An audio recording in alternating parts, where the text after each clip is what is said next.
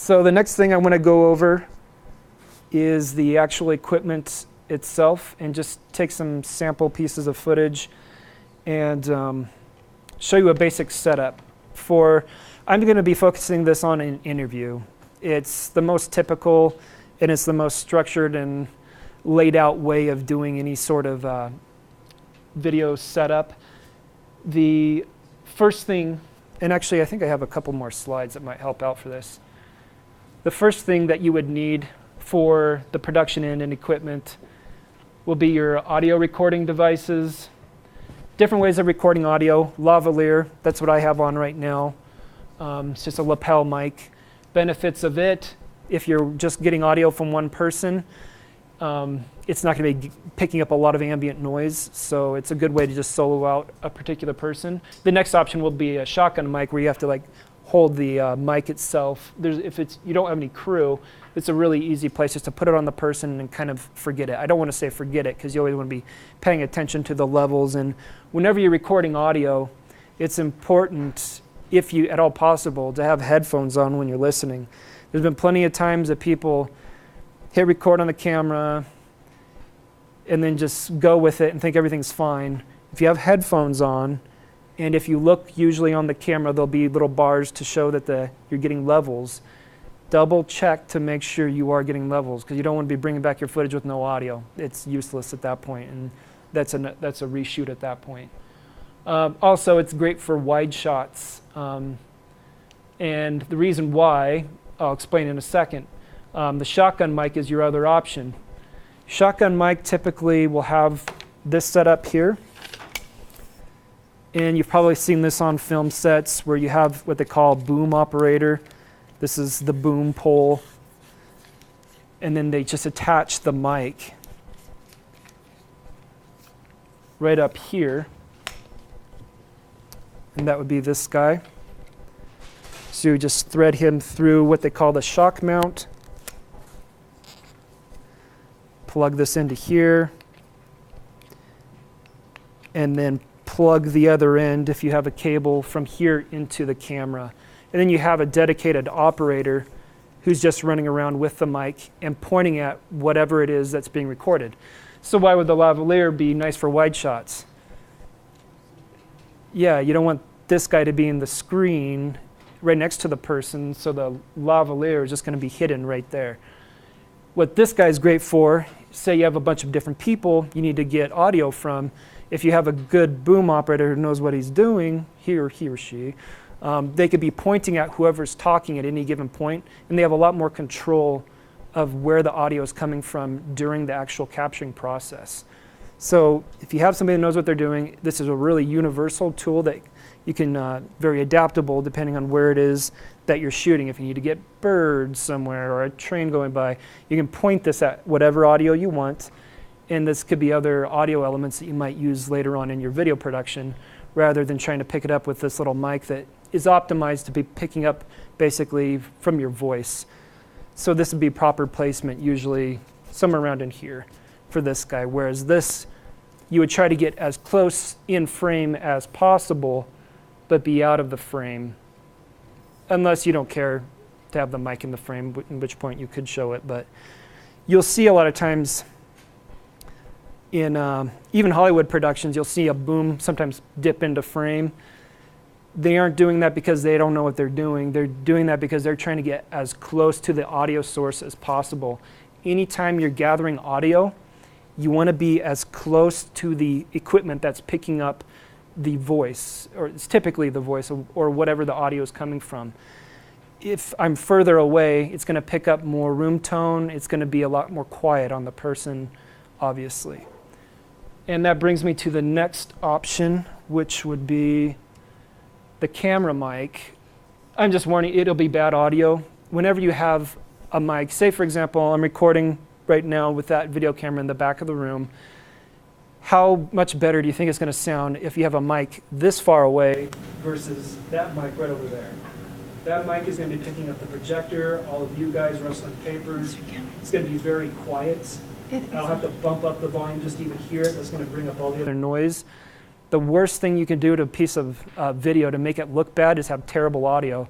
You could have great looking video. If you have bad audio, it just totally ruins your video. It just looks amateur. It ruins the whole thing. You could have terrible looking video with great audio, and it kind of works. So audio is very important. It's something you need to pay attention to, and a lot of people don't. Usually they just get whatever's on the camera mic and say, oh, it's good.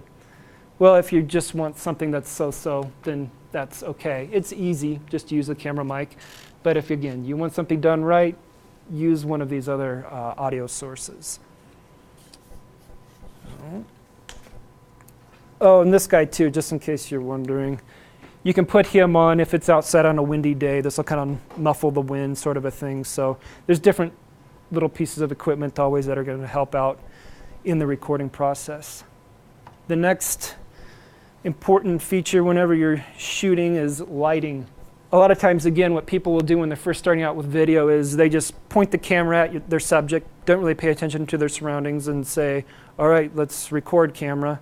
It looks fine with my eyes. Why can't, you should be able to take a fine looking picture here.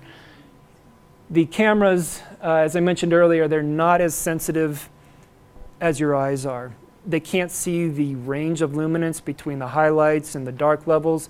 That's why you'll see sometimes if you interviewed somebody in front of a window, a lot of times the camera will expose to the window behind the person, and the person will be a black kind of silhouette in the foreground. It can't handle both lightness degrees within the scene. So what do we have to do? We have to bring in more lighting. This is an example of a 3-point lighting setup.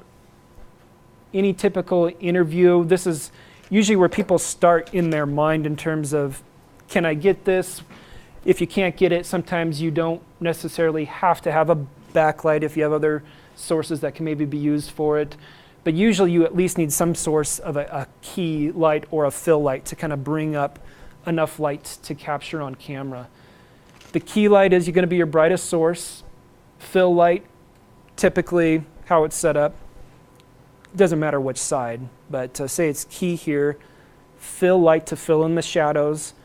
Otherwise it's going to be a harsh, contrasty looking light that's hitting the person, won't look that pleasing. And then a backlight to kind of solo them out from the background and add a little bit of separation. Whenever you're shooting video, you're shooting a two-dimensional object, and to make it look, I don't want to say more film-like, but to give it some dimensionality, is that a word, to it, you will need to use light as a way to kind of focus the person's eye to make a foreground, middle ground, background type of a setup.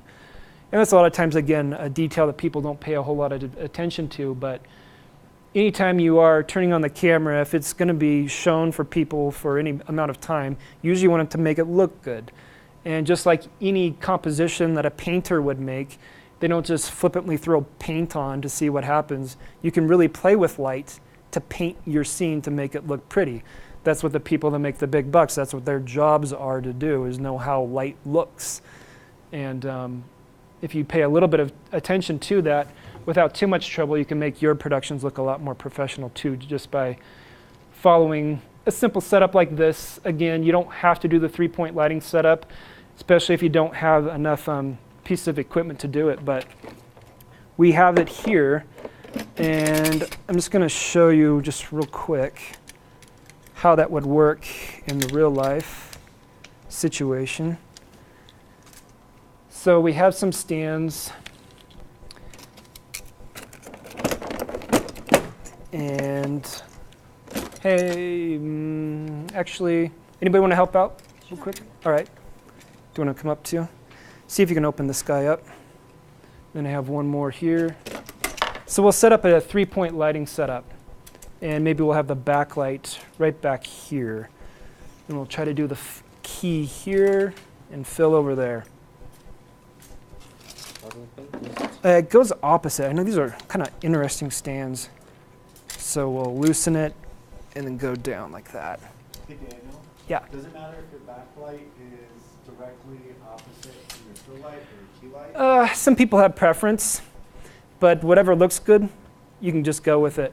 A lot of times what people will do with this too, you can, here's the backlight and here's the fill light.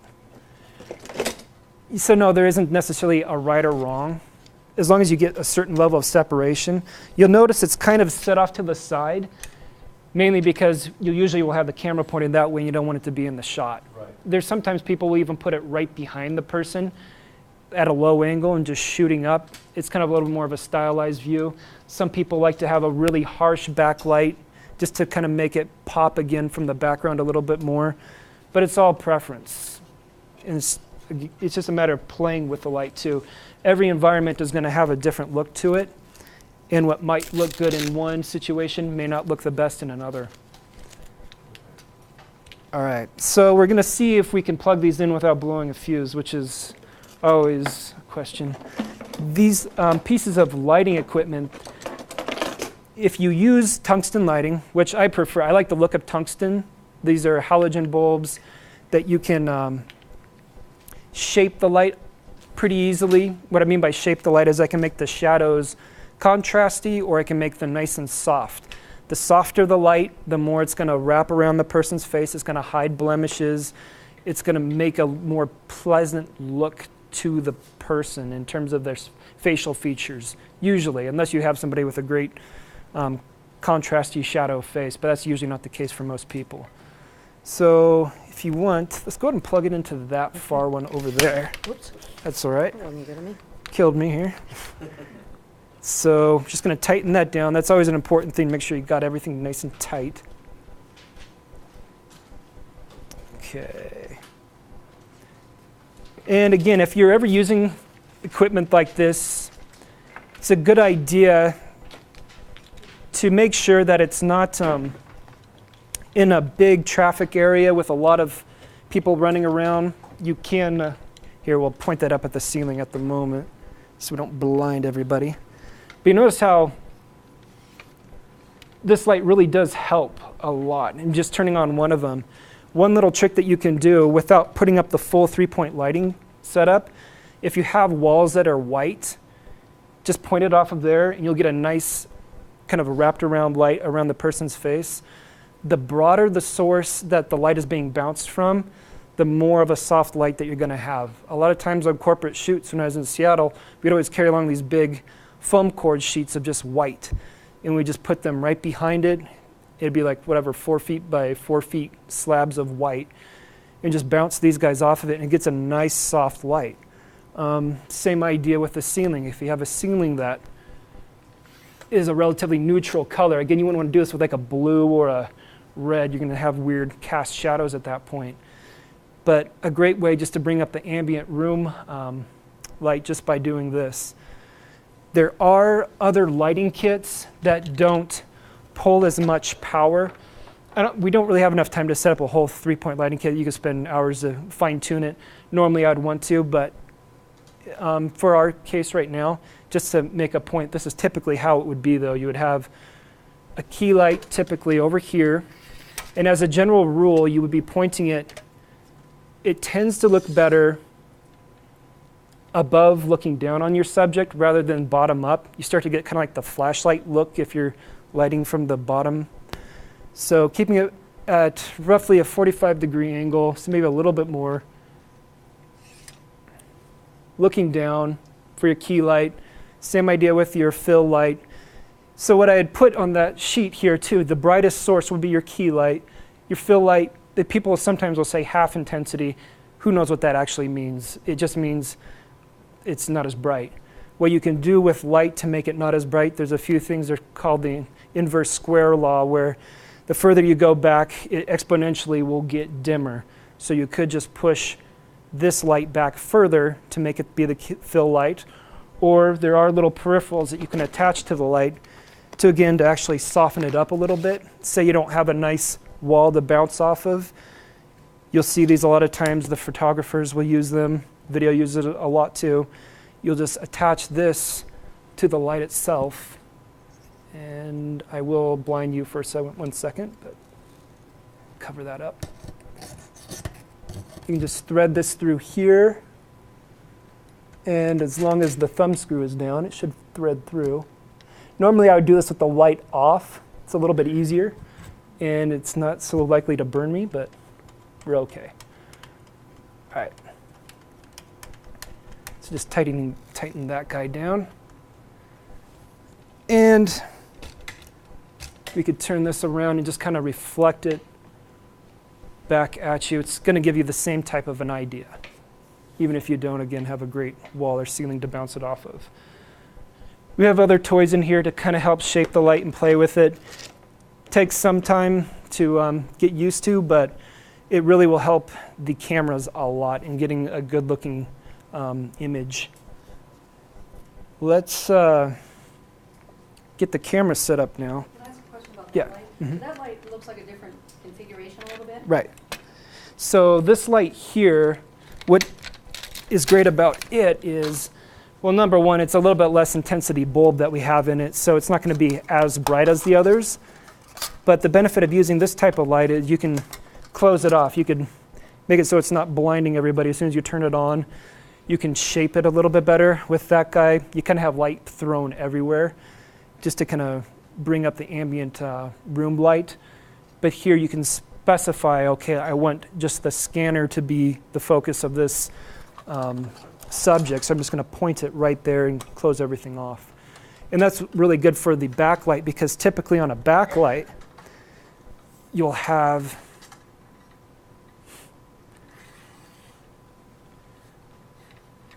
the light pointing down, and you'll want it to be just hitting the back of their head and maybe a little bit of their shoulders. So it's just a real defined area of where you want a light like that to be pointed. So that's why this would be the backlight. Do you typically put something over that light so it doesn't blast the person, like a Yeah. light or something like that? Yep.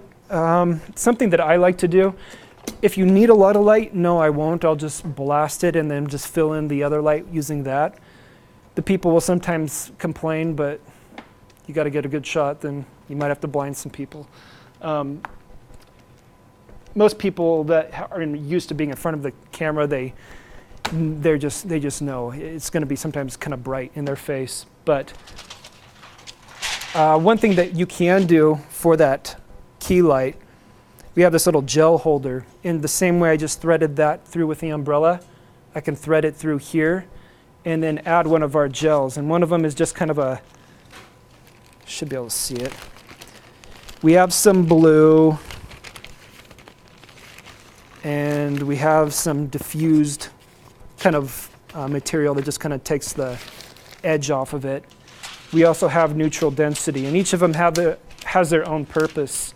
In the video world, they get used a lot. Any ideas? I'm just curious if anybody had a background in maybe advanced photography or something, why we would have a blue gel? No ideas? Maybe to match outside a little bit. Right, exactly. So if we went to shoot outside, I'm not going to get too much into, well, I find I will. If you were to take, there's different kelvins of light. There's different light temperatures is what they're called. And if you go outside, the sun has a 5600 Kelvin rating. It's a blue light. These lights are 3200 Kelvin. They're a warmer, kind of an orangish light. Yellowish, if you will. I'm colorblind, so you have to tell me what color that is. But the basic idea is if you set the camera to record this type of lighting, and then you point and turn it outside, you should see a blue sky out there. Everything is blue. Sometimes if your camera doesn't automatically have a feature to change the white balance, you'll come back with footage and it's all blue. The reason why is because the camera wasn't calibrated to the blue light that was outdoors. So if you needed to match, say, I was shooting an interview and I had a window over here for light, and I had this as my source, I'd have an orange kind of a look on my face on this side, and maybe a regular to blue kind of look if it was optimized for the outside. So what you would do is you would put the gel blue onto here to match the window.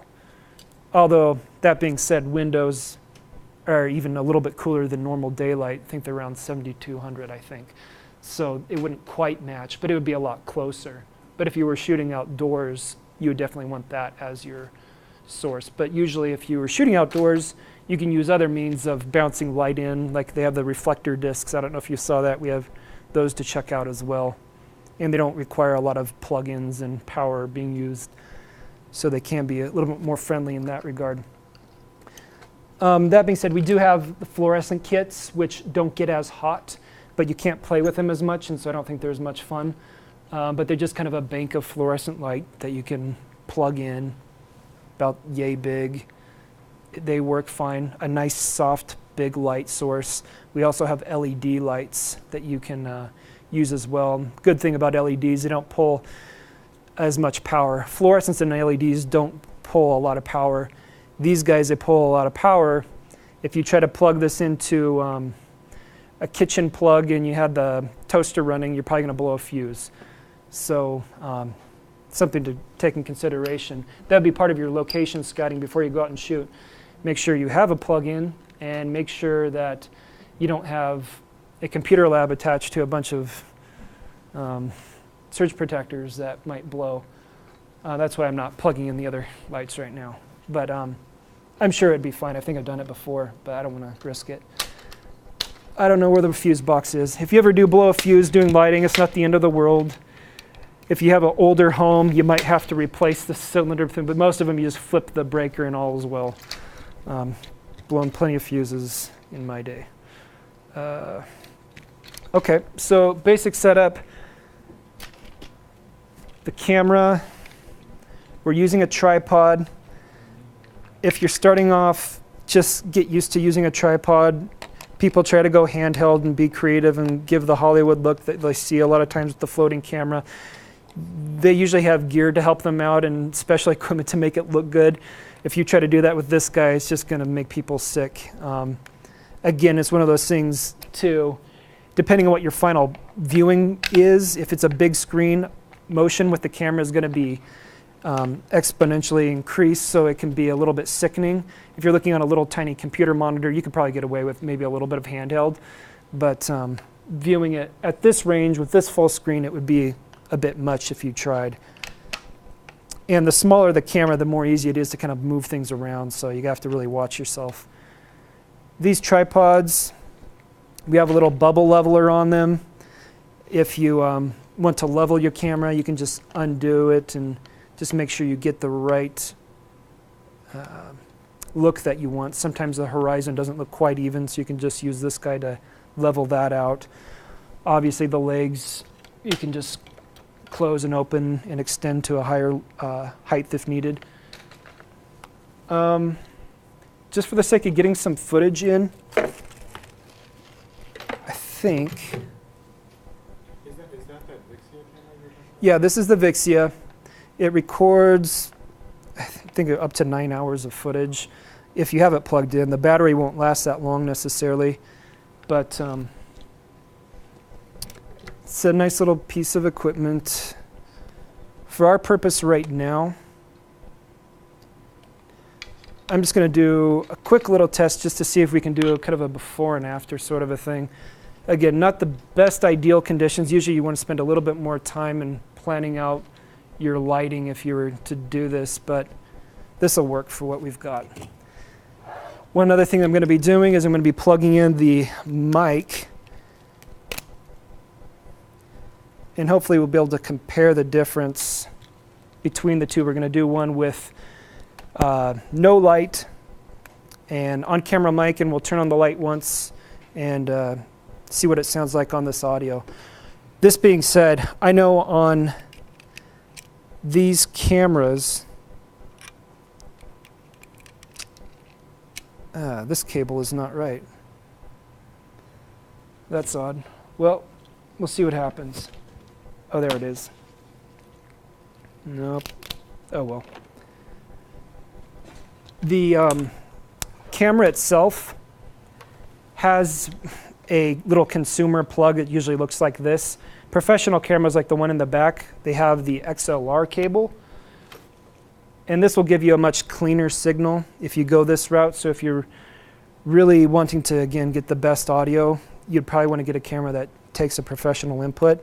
But we're going to try and piece something together here just to see what happens. Okay. And does anybody mind standing in right here just to do a quick little sample piece of footage? I'll just ask you a question or two on camera. Don't be shy. Okay, good.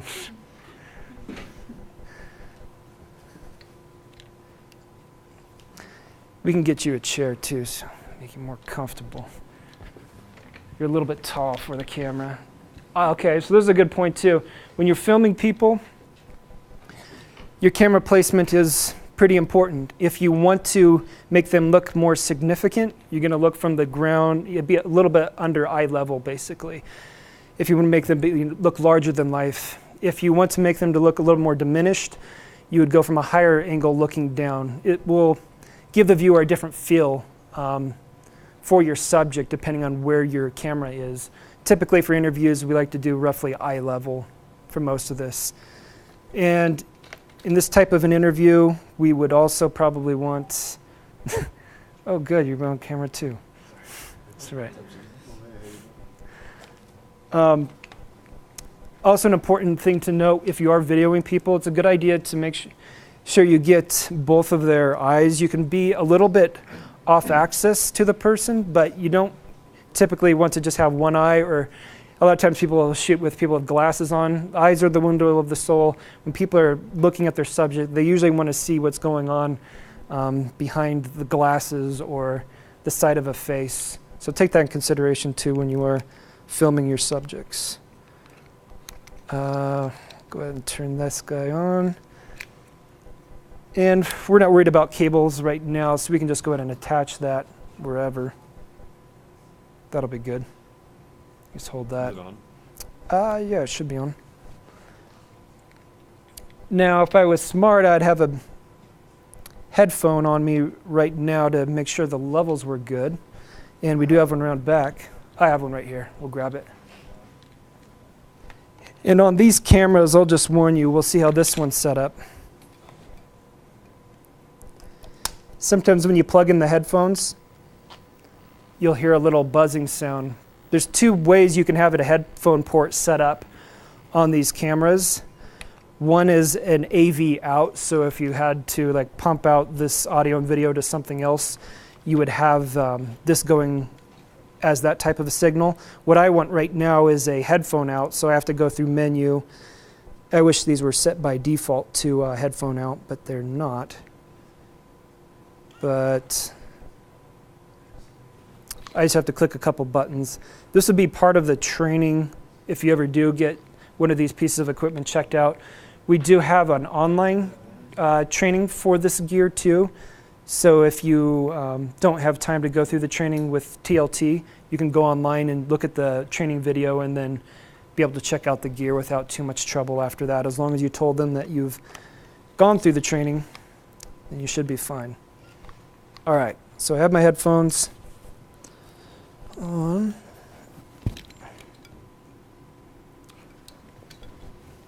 Try to give me some levels. Just start talking. Mm-hmm. Is it good? Sounds good. Okay. All right, I'm going to start one without the mic, without the light. And we'll see how we work.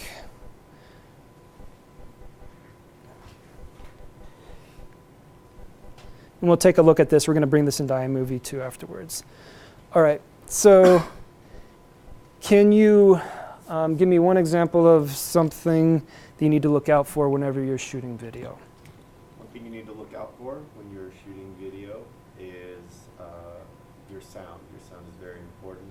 You want to make sure that your audio is clear, because even with a good picture without good audio, it won't sound great. Okay.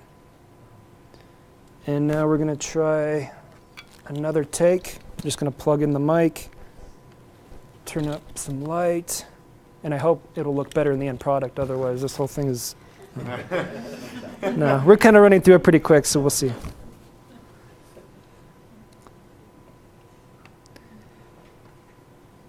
Okay, what's a couple pieces of equipment that you can check out from the multimedia or from the TLT center? From the TLT, you can check out a variety of cameras. You can check out lighting equipment as well as tripods to mount the cameras and the lighting equipment. And you can check out audio equipment as well. Okay. Very good. Starting to run out of time, so we're going to call that good for now. Thank you. If you don't mind unmiking yourself, go for it. I know you're a professional, so I trust you. All right, see ya. Okay, take that. And the next step, after you record everything, will be, of course, to bring it into the computer and begin the editing process. So we're going to bring it into iMovie. The process for bringing it into iMovie, it's very similar to the new Final Cut 10. I always tell people when they ask me to describe Final Cut 10 versus like the old Final Cut, I usually explain to them that it's not anything like the old Final Cut if they were used to it at all. It's more like iMovie. It's actually iMovie Pro. It's not Final Cut. They took the whole workflow from iMovie and tried to make it more professional. And then they called it Final Cut 10. Do you So want to break that down? I'll just set it off to the side right now. Thanks. So.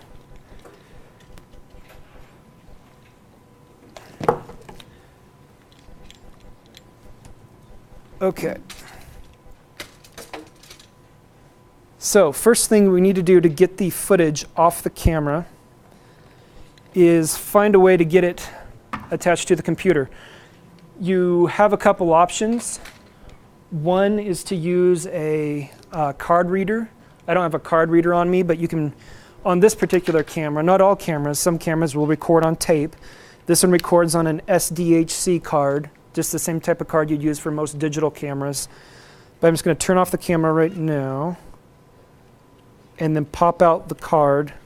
And then if I were to put that into a card reader, it would mount to the computer and everything would probably play relatively nice with our program. I don't have a card reader on me, so I'm going to have to use the camera to talk to the computer.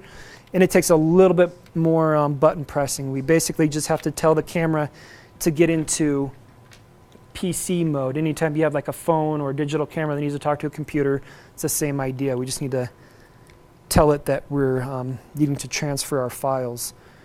So right now I'm just going to be plugging this into the USB port, plugging this into the other end, onto the computer, into the USB.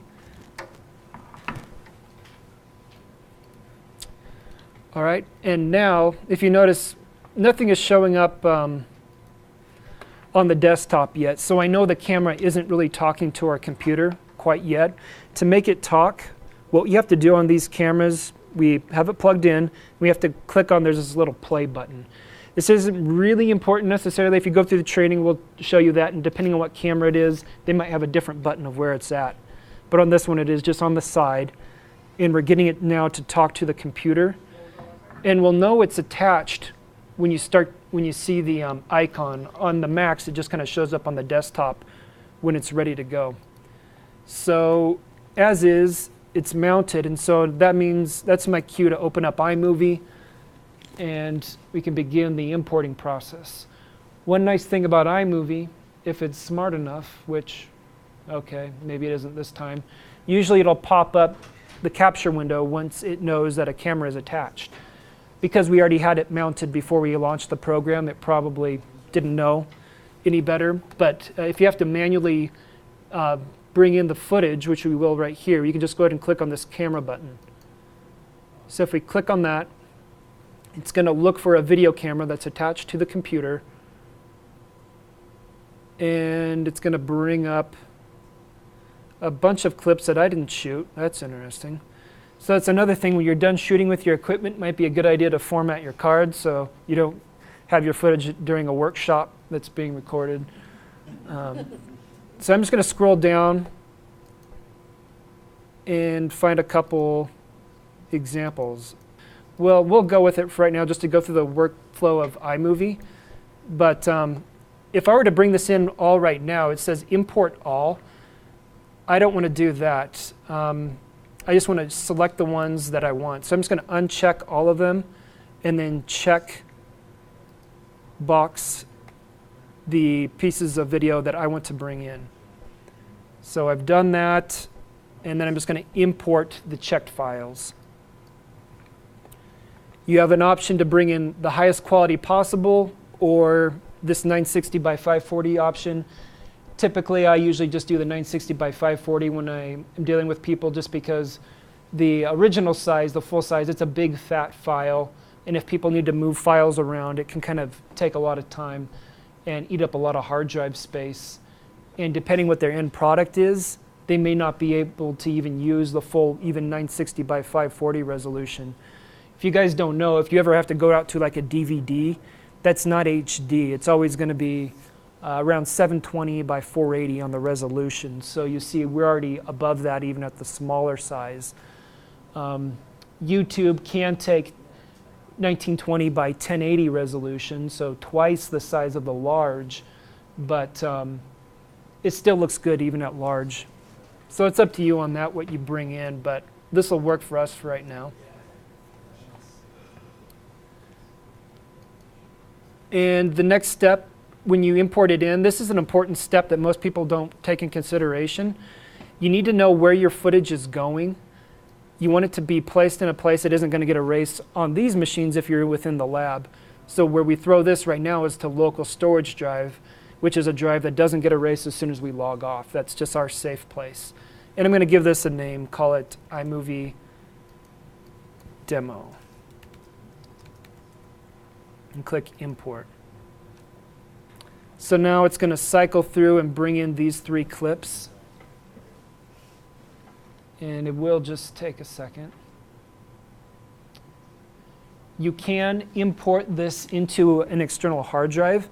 And this is the thing too, that people who haven't used video very often, they don't quite get their brain wrapped around until they have to go through the process. A lot of times they'll start a video project and say, okay, I want to save this and take it home with me. Well, the footage takes up gigs of space typically, so it's not something you just throw on a flash drive necessarily and start playing with or email it to yourself. Also, the files that I'm importing right now, they're not embedding into the project, so it's not like I have one project that has everything self-contained inside of it. I have the project file that I'm about ready to create, as well as all of these sources. I have 3 individual video files somewhere on my computer. If I just grab my project file and email it to myself, those video pieces aren't with it, and the project is basically useless without those elements. So projects link to files on your computer. They don't embed them into it. All right, so from here, once you're done importing in, we can click out of the capture window, and we have our pieces of footage. In iMovie, the first thing you need to do once you have your footage pieces, we need to go ahead and start a new project. So I'm just going to go to File, New Project. I'm going to be going over a lot of steps really quick because we don't have a lot of time. And my whole purpose, hopefully, through this workshop is hopefully to give you an idea of what can be done and give you an idea of the whole workflow. If we had everybody working on it any time, this would be like a 5-hour workshop. But the next step that we would do here within iMovie, you can choose a theme. Themes kind of make your video look like you spent millions of dollars producing it and you're a graphic designer and everything looks amazing. You don't have a lot of flexibility in what the end product will look like, but if you're just trying to do a whiz-bang kind of a short clip, then you can play around with those. For our purpose right now, we're not going to assign a theme. We're just going to keep it a straight blank video project. And I'm going to give it the same name as I gave it before, just so that I can keep track of it. So I'll call it iMovie Demo, and go ahead and hit Create. Within the program itself, what we need to do to begin kind of playing with the footage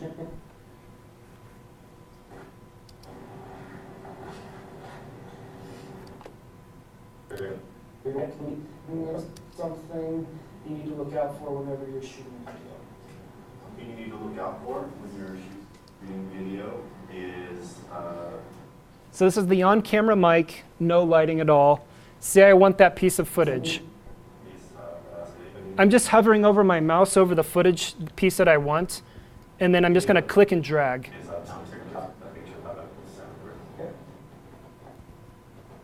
So that's as far as I want on the clip. I'm just going to click and drag and bring it up to the top. And that's going to be my edited sequence. So this is like my pool of footage down below, and then my footage up above is the actual edit that I'm going to be piecing together. So let's take a look to see what it looks like with the light on. The actual framing itself, I wouldn't necessarily want the whiteboard back there. I'd probably have a little bit more separation between the background if I really want to make this look amazing. But the light, it did help a little bit. And let's see with the audio. You have cameras, you can check out lighting equipment, as well as tripods to mount the cameras and the lighting equipment. So let's grab a piece of this.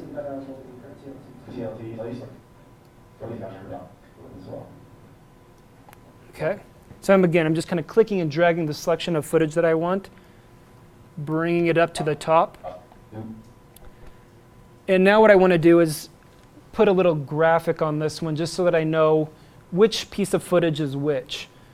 So something simple you can do with an iMovie, if you click on the T, you can see we have a lot of title sequences. If you hover over them, you'll see some animation on some of them.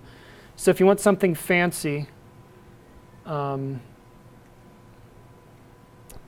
then you can grab something like Boogie Lights. Normally you're going to do something that isn't too distracting. If you throw in a bunch of these fancy effects, it sometimes will detract from whatever content that you're trying to, or whatever you're trying to communicate to your audience. If it enhances what you're using, then fine. If it kind of just clashes with it, there's no real point in adding fancy. You might as well just stick to your basic title. But you could, say for example, let's just grab, I'm just going to grab the centered one here. If I click and drag and bring it to the beginning before my clip, it'll ask me, what background do you want on this title? For ours, I'm just going to keep something simple, so I'm going to use this background here. And then change our text. No lights, no mic. And I'm just going to get rid of this because I don't need that section, and hit done.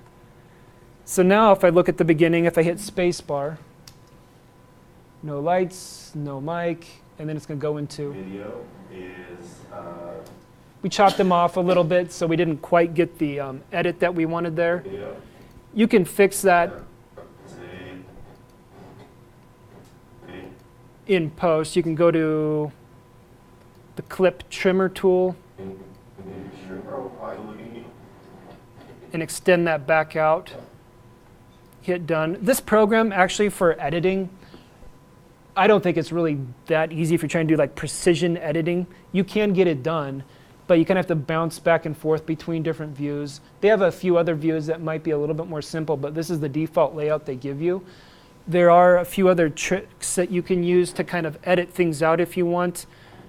For example, if you had something in the middle that you wanted to get rid of on a clip, you could right-click on it, do a split clip, and then find the end point where you wanted to get rid of the same thing, split the clip, and now you can highlight something in between and then just hit delete on the keyboard just to get rid of it. It's kind of a clunky way to get around it again with an iMovie, but that's one way you can do it. Something else that we want to take care of here, right now it's very jarring to go between your title to the video. So what I'm going to do is throw in a transition between them. If I go to the transition tool, the first one, cross dissolve, is typically the one that I use. You can go crazy and use the circle wipes, but again, they can be a little bit distracting depending on what you're trying to do.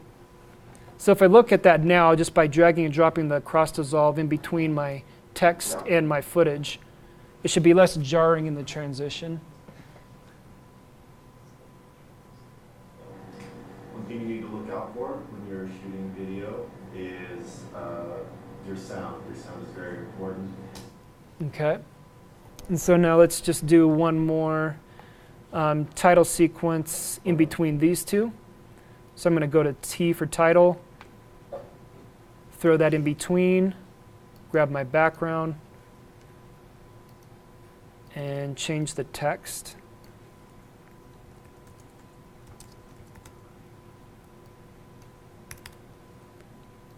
FN, and then throw the transition in, again, just by going to the transition tab, bring it into there. I'm going to throw one more too to transition between him going out. Go to my title. From the TLT, you can check out a variety of cameras. You can check out lighting equipment, as well as tripods to mount the cameras and the lighting equipment. And you can check out audio equipment as well. If your audio is clear, So you can kind of see the difference really quickly. Again, with more time, you could really probably get a better end product. The final way to output this, the last thing I promised I'd show you guys how to do, say you have something pieced together that you liked, you have your titles, your audio. If you wanted to bring in music at this point, it would be a matter of just kind of dragging and dropping it under your video. It's not rocket science. It's pretty easy to get that up and running. But to get the final product out, you have a couple options within iMovie. They have a feature here called YouTube. If you have a YouTube account, you can just put in your password and account information, and they'll pretty much upload it straight to YouTube for you. I personally think they make some poor decisions on the default settings for this. I would always give YouTube the highest quality possible. I don't know why they default to medium. That's just something that iMovie does. I would give them this footage here, and then I would uncheck make this movie personal. If you keep that movie personal, only people that have YouTube accounts that through your account you've given them permission to view can view the footage. So if you wanted to show this to Grandma, Grandma would have to sign up to YouTube, and you would have to put in her username on YouTube in order to view it. Not very useful. There is another option within YouTube for unlisted. Unlisted means they can't search for your file. It's not going to come up in a generic just kind of list, but you will only have access if somebody gives you a link. But you could give that link to Grandma over an email, and everything would be fine. Your third option is public, which is just open to the whole world. That's the default setting if you were to upload it using YouTube's interface, is public. But at any time when you upload the video, you can change this setting through the video manager of YouTube. I'm not going to get into that right now. We don't have time, but just wanted to mention that here. Your other option is if you need to make a DVD, you can click on Share to iDVD. It'll pump you over to another program that is made for authoring DVDs that will play in DVD players. So there's not, it's just kind of clicking the buttons after that once you're done with it. I think for right now, I'm pretty much, I mean, there's so much more that can be going over on any part of these, but if you guys, does anybody have any questions about what I've covered, or if I didn't cover an aspect that you were mentioning? One other thing we didn't talk about at all was screen capturing, which in the academic world sometimes you will need to do if you need to have a program captured. Camtasia is a really good program for that. We have that on a couple machines in this room. One of them is in the edit bay right back there. So if you need to do voiceover while describing how to do a program or something, that's another option. If you want, I will throw the footage. If you want to be able to play around with some of this, it's kind of hard to throw the files around just because they get kind of big, but I can put some on the DML Xeon server. If anybody wants to play with this after the fact, just let me know. I can set them up with that. But other than that, I think, unless I totally missed something, then I think we're probably good. So you guys have any questions? I just wondered, I'm sorry, I came in a little bit late, and I think you went over equipment at the very beginning. Mm-hmm. Do you have a couple of minutes after this? Sure. To answer a few questions? Yeah, I do. And in case anybody missed at the beginning, let me know. I did have this recording. If you want to have a link to it, hopefully we'll see how it looks like. I had it on some automatic settings, which always scares me because I want to be in control of the camera. We'll see how well it does. I know with this screen on and then with our lights on at different times, it can really mess up stuff. But the content that I went over, again, I'll try to get up online so that we can be able to review if needed later. Well, that concludes what I had. And feel free to pick my brain again, any given time. You have my contact info, email, phone, stop by, either way. Cool, thanks.